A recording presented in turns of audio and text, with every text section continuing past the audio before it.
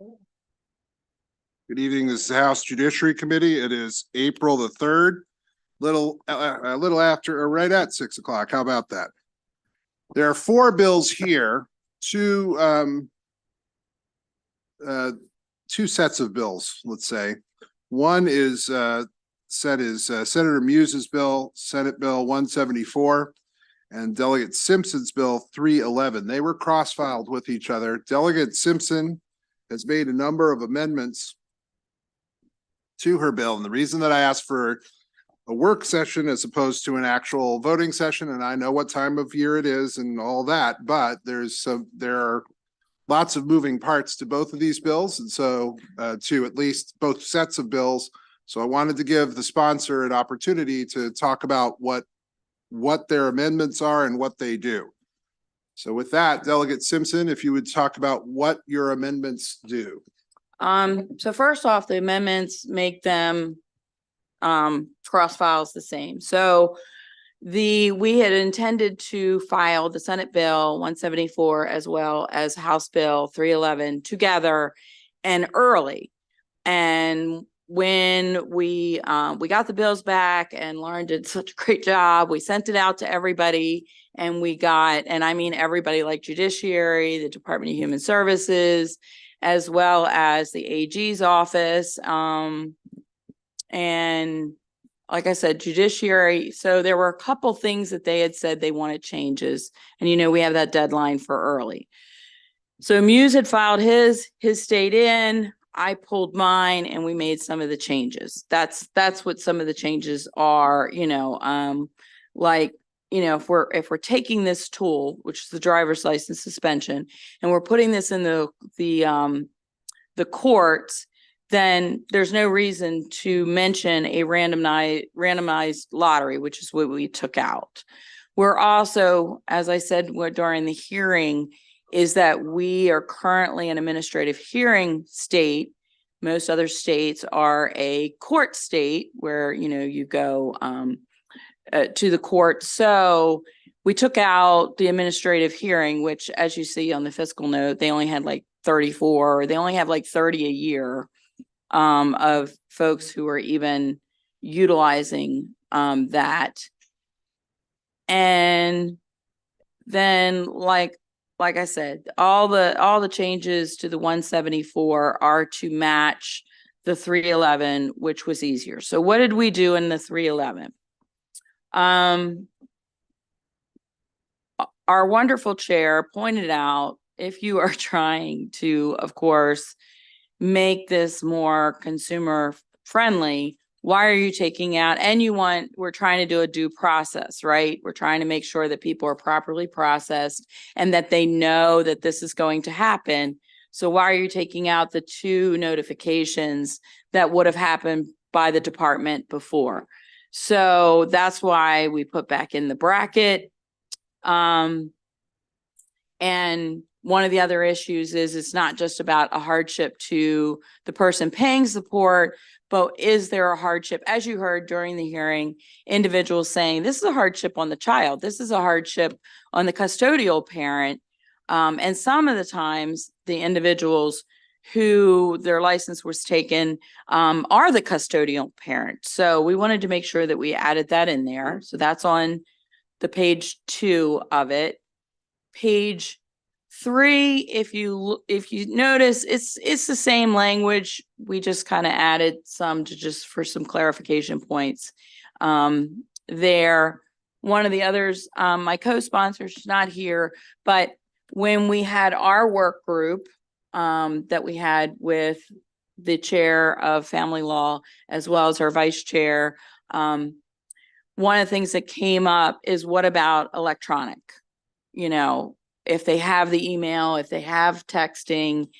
And we do know that the Judiciary, if you read the fiscal note, Judiciary says we're ready to go. They already have a system for electronic notification and things like that. So we made sure that we added that.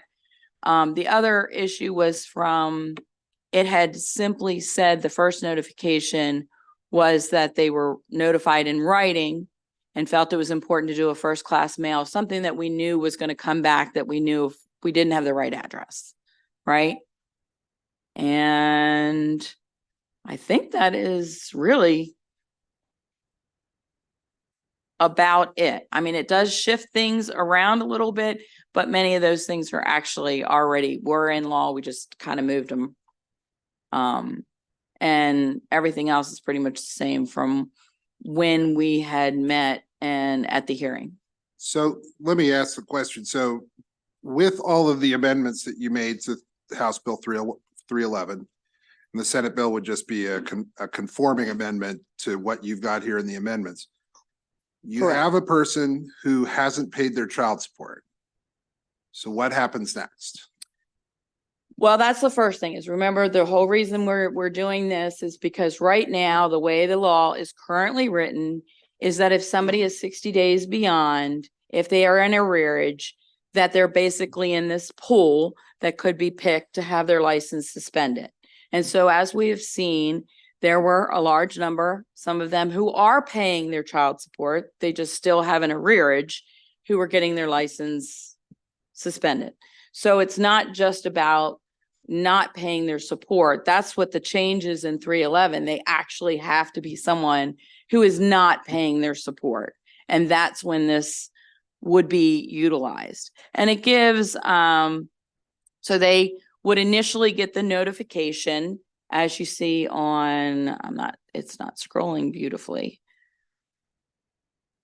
So it starts on page 2 and talks about that the department, the administration, child support administration would be notifying them by first class mail and electronically, if they have an electronic notification, and regarding the, what they owe, and this letting them know what are the reasons in which they could say, well, this isn't correct, right? That's not the right arrearage. This is, I'm working and I need, to drive. This is going to do do hardship, or by the way, I'm disabled. My child is now living with me and can prove that, as well as they are actually, as we said, what we've seen with several of the folks, why we put this forth is that they were actually paying their support order, they're paying their arrearages, they're already subject to all those other, their money is being withheld. I think somebody just told me that earlier. Their money is already being withheld from their checks and being paid. And so this shouldn't apply to them. And they have the opportunity to ask for an investigation, and they get 60 days. It said in here, I know we had a big, large conversation about reasonable, but we thought it was better to actually give them a specific time as opposed to just say reasonable. So we said 60 days for them to request this investigation.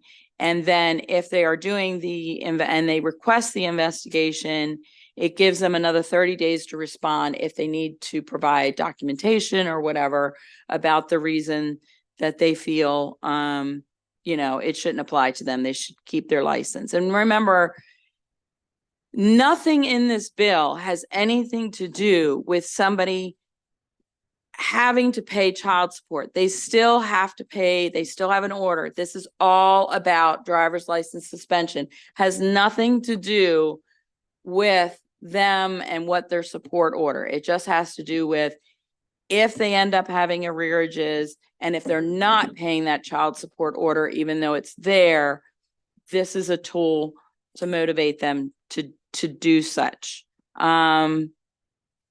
So if after all this, they still, after the investigation, they don't find that any of those grounds apply, then they would petition the court. And the idea is, of course, to get someone to actually look at this case, and then like many other things in family law, then it kind of shifts. The administration has to show by clear and convincing evidence that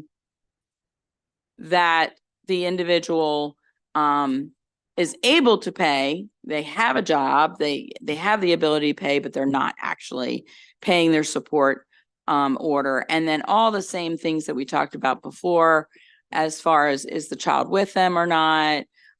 Is it subject to anything else? Are they actually paying their support? All of those things would apply. Thank you, Mr. Chair. Okay, So here's my deal. They could, before they stop paying their child support, if all of these factors were in play, let's say they were now the custodial parent of the child, let's say they have a disability, they've developed a disability, they've lost their job. You can actually do this crazy thing called filing a motion to modify your agreement.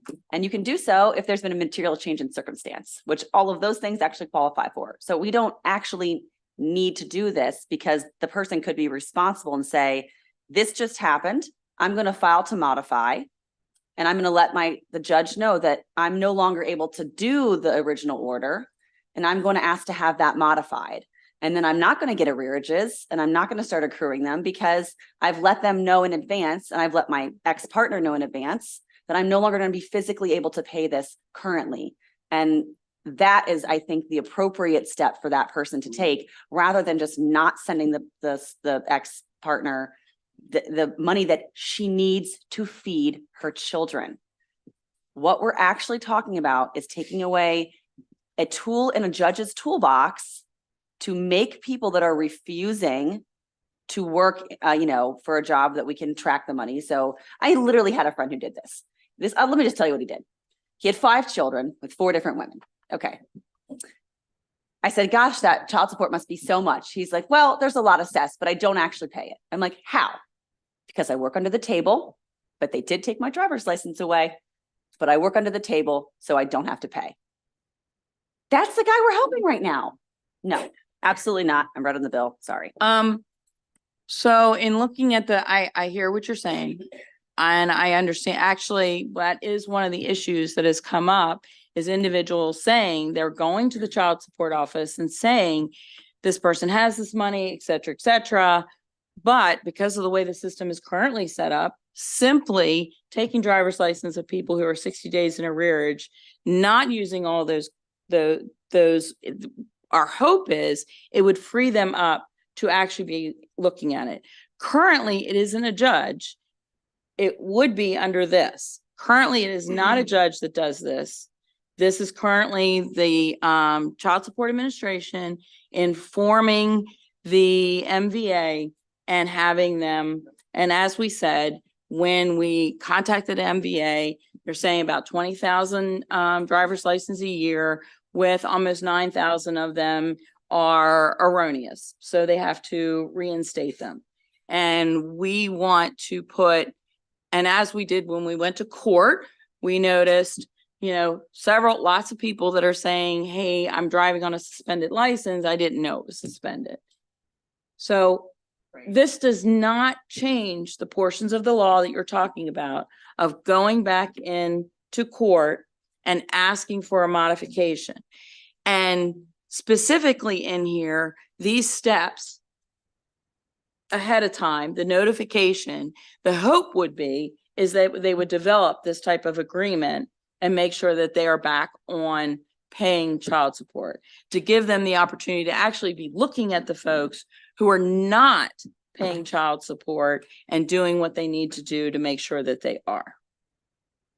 It just shifts. We do not take the tool away. Tool still exists. It's just being shifted from the administration to the courts to have that second look.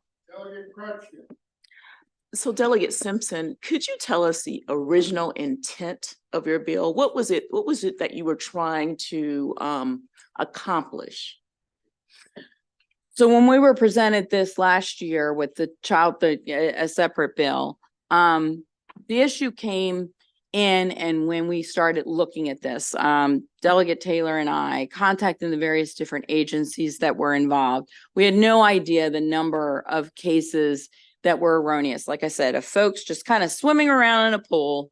And then, like I said, the guy who's on the side of the road and he's got his cattle in his truck.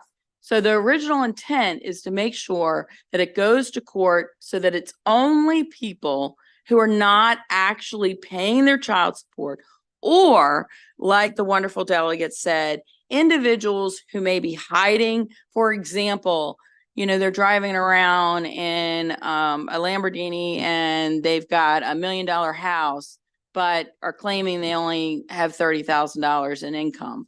We can see that that is not necessarily the case. Well, then I can say that what you really were trying to accomplish was a process, right? Correct. Okay. And it was a process in order to be able to analyze whether someone was actually in arrearage, right? Correct. And that they actually owed, or that there was a reason for their license to be suspended. Is that correct? Correct. Okay. And so with that, you put in several steps, right? Correct. Okay. And so one of the steps was, of course, this analysis that took place. There was an investigation piece to it as well. Correct. So take me just one more time from the analysis to the investigation. What happens there? And then I know that as Delegate Erican mentioned, what she's talking about is sort of the back end things, right?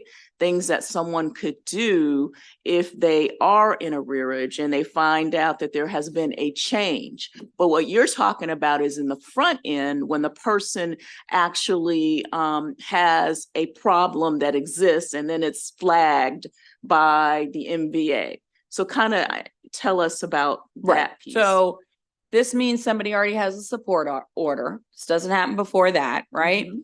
This is after they have already tried to subject their income to other methods, such as withholding their wages, intercepting their money, things like that. If after those things, if after they have already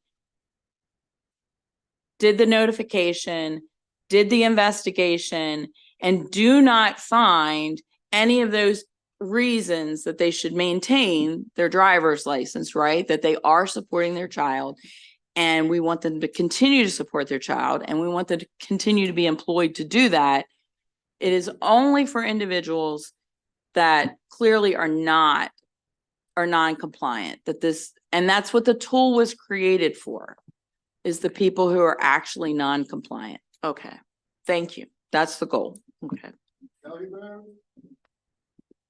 Thank you, Mr. Chair. So it's been a while since I have messed around with child support and license suspension.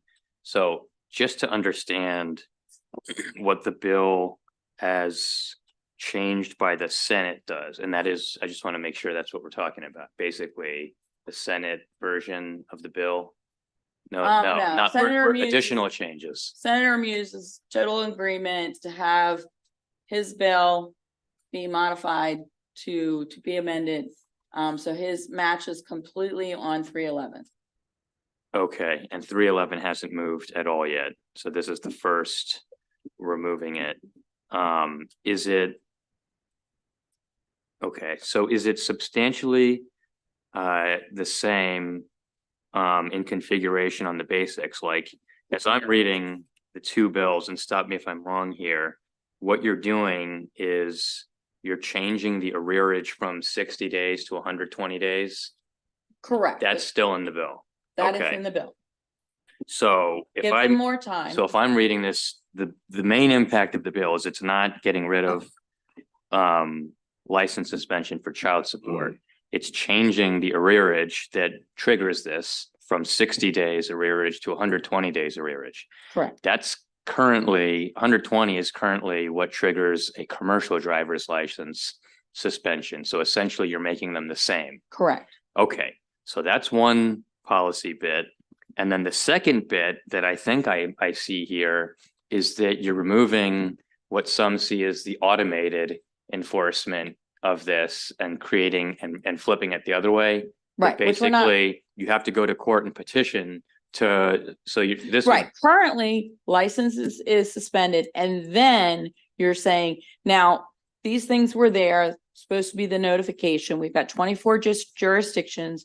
We know not all of them have been notifying in equally. I mean, you could just see that in the numbers. The numbers aren't even, as far as driver's license, how many use this isn't even related. In looking at it, it doesn't really match up even to population. So currently you have to have those exceptions, give them a phone call, and they reinstate your license, as opposed to this, your license you would know it. You walk out of court, you would know Right. your license has been suspended.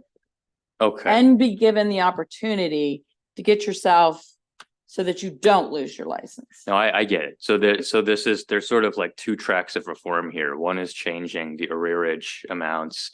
And then the second seems to be flipping the process from one that's basically automatic to one that requires manual looking at the proposed people to be suspended. I guess the only thing I'll say historically is, and I see Webster over there in the corner, so he might have been here in the Valerio days when we were messing around with this, but I had a bill many years ago that tried to just repeal the license Yeah, suspension. my understanding, there's been about 10 years, a decade of trying to repeal, but the issue is the federal dollars. Well, which is a well, significant let me tell you where I'm going with this. So when we tried that, the administration then, and this would have been the Hogan administration, tried to stop us in our tracks and on this effort, and made probably the same arguments, federal funding, blah, blah, blah. And just, some people show up with money all of a sudden when their license is suspended. So those were sort of the things we dealt with, but that led to us moving the arrearage amounts to the current 6120. That was the concession. Was it 30? Must have I started think in it the was, 90s, 'cause 30, was the- 60 or Yeah. 16. I can't remember, but they moved The 90s. the everything was numbers. So that was the concession years ago that got us to that place. And we left untouched this whole bit about the automation and the suspension generally. So that is, I would just suggest that if things go off the rails, that the arrearage amount continues to be a plausible place to return for reform. And note, Judiciary is very supportive of this bill, which is very odd support because they're never supportive, as I far as I could tell. They are definitely say they're ready. They actually have a system for notification that apparently was created for child support specifically, but they're using it for traffic and some other things and notifications. Other questions? Sure. Delegate Carden. Thank you. Just, and maybe these are for you, maybe they're for Delegate Simpson. But the administration is concerned about the potential loss of federal transportation funds because we're not adhering to certain policies that are required. Is that one of the issues that has been? Not transportation funds. There is the federal code. And as I said, Delegate Taylor and I both looked at that, looked at all 50 states. And actually the federal code specifically says to ensure suspension of licenses only done in appropriate cases. And that's something Maryland, other states have done, but Maryland has not actually defined when it was appropriate, other than saying if you go beyond, it used to be 30 and then 60 or the 120. Other states don't do that. They actually define some of these appropriate, like if you have, you're paying your support, you have an agreement, those types of things. You have a disability. So that's why we put in the bill is to actually fix and define appropriate. And You think that'll guarantee us that we won't we're lose? still we are not going to lose our federal dollars. Second question is, if we change it to 120 days, 3 months, 4 months, 4 months. 4 months. Does the other party, the person who is supposed to be receiving the money, do they have the ability to go to court and ask the judge to say, and motion the judge to do other types of sanctions on the person? Absolutely. This is So- way far down the line. Remember, we're not changing any part of the code that allows them to intercept their taxes, to garnish their wages or any of these other things. No, I understand that, but if the issue is that people have become sophisticated with hiding resources, and so that it's impossible to garnish. Can a judge do something to a driver's license in advance of this? Already? Does that exist in law? If you come up and you If say, they "Look, have a private my case, my former partner, let's change the roles here. That the wife owes the husband $300 a month, hasn't paid it in 4 months, haven't paid in 3 months. She's driving around in a BMW with her boyfriend is giving her tons and tons of money. She's got a good job, but he knows that she's not reporting any of the income. Can he come with evidence to a judge and say, look, I haven't gotten my money. I'm owed $300. I haven't gotten my money. She's driving around this BMW, this $120,000 BMW. I want her driver's license suspended so that she can start paying her money. Okay. Can they do that now? first off, this bill, that would be something different if they don't already have a child support through the Child Support Administration. And if they are just doing this on their own between them as, their divorce decree, then they would be going back to the court. I don't know. That's not where we went as far as what the judges, what they have in their toolbox to do. I do know they have in their toolbox to do a lot of these, withholdings, even in the, in a regular Right. court outside outside of this. Does I the judge don't have the ability know. to take a driver's license away before this goes into before this vests in right now, present day? Currently, yeah, for child support. Can Yeah, it's not even a court. a judge it's not can make even- a decision after a month if there's a motion filed to just pull, even though it doesn't vest for another month, could they pull the driver's license? It doesn't even go to court at this point. But That's not could a even- judge do it?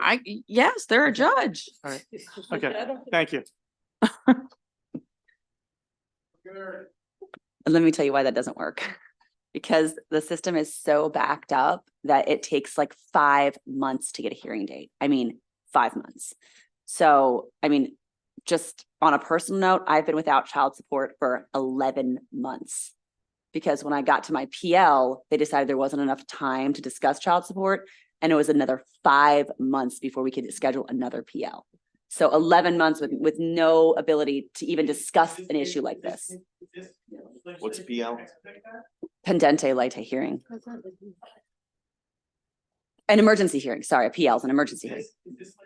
Possibly going to expedite that because it's going to require. It's a Now- separate action, totally separate issue. So, yeah, this is just child support through the office is all that's being affected. And But you if are we wanted to filing pull that appeals. out and say the child support through the office is not happening quickly enough, I'm going to file a motion because I need this money. I can't feed my children. And I do that. This will still, right now, would still be a faster process because to get my PL hearing is going to take me 5 months. And that is the other part of the goal that we had discussed is the individuals that we, and I believe there were some testimony of individuals who had, gone and said repeatedly, hey, this person, exact scenario you're talking about. And they said, well, you just have to wait until it randomly selects them. Whereas the goal would be to reduce the number of people who actually have their kids or paying their support and everything else, only concentrating on those individuals who are not. And the hope would be, that it perhaps could be a lot faster than what it currently is. And that they would become, once again, just knowing they could lose their driver's license, perhaps get into compliance. If not, then obviously this tool is not going away. It's still there. It's just being moved to the court. All right. I think we're going to stop right here. The Delegate Tolles isn't here to present on her bill, so we're going to just stop. Delegate Crutchfield, and then we'll wrap up here. Do you want me to talk a little bit about Delegate Toll's bill, or you want to just wait? Let's wait until, Okay. we'll wait until she's here. I know And- she's in a delegation meeting. Yeah, she's in a delegation meeting, which is why we've lost a bunch of people around the horseshoe. So we'll just stop right here. Okay. Thank you all very much for coming. Thank you very much for presenting what you've done. This has been the House Judiciary Committee. Um,